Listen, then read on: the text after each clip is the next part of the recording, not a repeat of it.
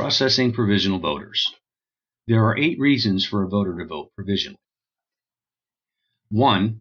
Their current address does not match the address on file with the Board of Elections. 2. They're not registered, not in the signature book. 3. The voter changed their name, does not match the name on file with the Board of Elections. 4. The voter is not able or refuses to show a valid form of government-issued photo ID when signing in to vote. 5. The voter is marked provisional in the signature book. 6. The voter is marked absentee in the signature book. 7. A voter's eligibility is challenged by a precinct election official. And 8. A precinct election official determines a voter's signature does not match the signature on their registration form. The first thing you must do is determine why they are voting provisionally.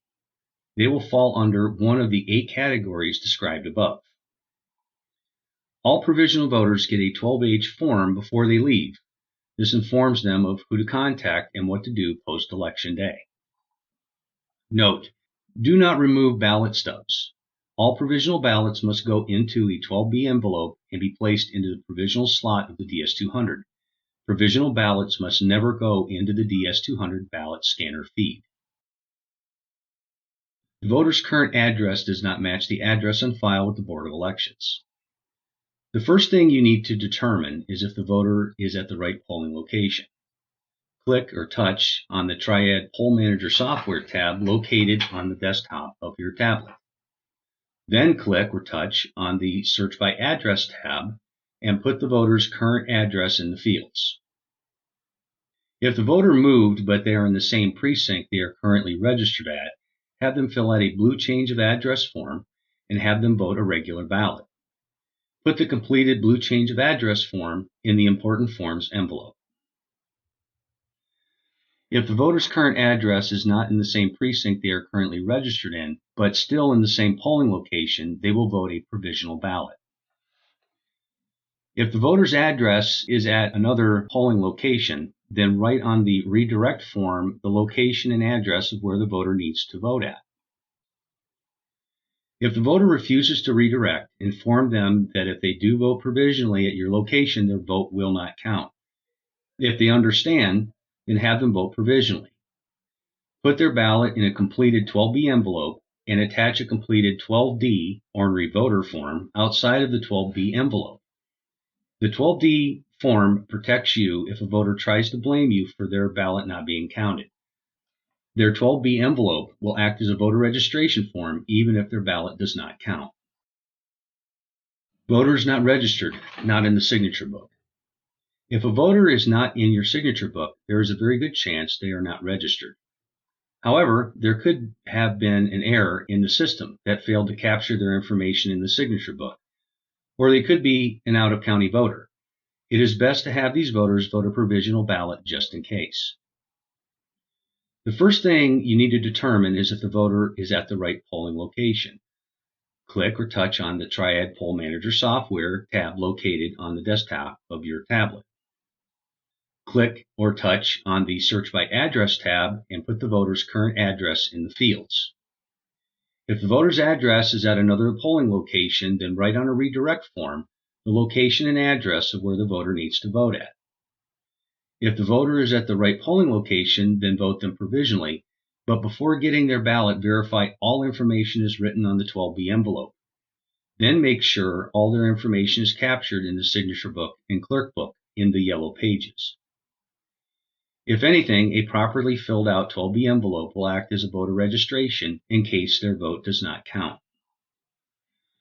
The voter changed their name does not match the name on file with the Board of Elections. The first thing you need to determine is if the voter is at the right polling location. Again, touch or click on the Triad Poll Manager software tab located on the desktop of your tablet. Then click or touch on the Search by Address tab and put the voter's current address in the fields. If the voter's address is at another location, then write on a redirect form the location and address of where the voter needs to vote. As always, if the voter refuses to redirect, inform them that their vote will not count, issue them a ballot, and put their ballot into a completed 12B envelope and attach a 12B form to the outside of their 12B envelope. If the voter is at the right polling location, they then need to show you proof of name change. The voter can use a court order or a marriage certificate. If they cannot provide you one of these documents, they must vote provisionally. If the voter can provide you a court order or marriage certificate, and they reside in the same address or in the same precinct prior to their name change, have them fill out a 10L form, change of name, and let them vote a regular ballot. Put the 10L form in your important forms envelope. If they reside in a different precinct but in the same polling location, have them vote provisionally. Make sure the 12B envelope is filled out properly, reflecting their name and address change. Voter is not able or refuses to show a valid form of government-issued photo ID when signing in to vote. On Election Day, if a voter is not able to provide an acceptable government-issued photo ID or unwilling to provide a government-issued photo ID due to religious objection, they will be processed provisionally. A voter who is unable to show a proper ID must be told that in order for their vote to count, they must provide a government-issued photo ID at the Board of Elections within 4 days after Election Day, which would be Saturday. After completing their provisional ballot, they will be given a 12H form informing them again of what their responsibilities are post-Election Day. If a voter has a religious objection to being photographed, they may sign a 12-0 Affidavit of Religious Objection form and vote a provisional ballot. Let the voter understand that their information will be transferred to the Secretary of State's office to research the validity of their 12-0 form.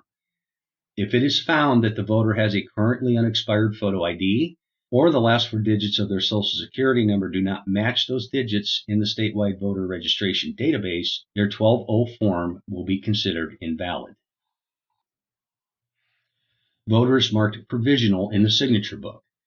If a voter is marked provisional in the signature book, have them vote a provisional ballot. By completing their 12B envelope and casting a provisional ballot, they will be updated and able to vote a regular ballot at the next election.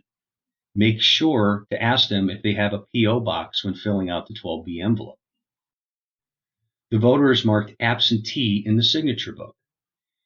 Explain to the voter that the Board of Elections has already sent them a ballot by mail. If they still persist in voting, have them vote a provisional ballot.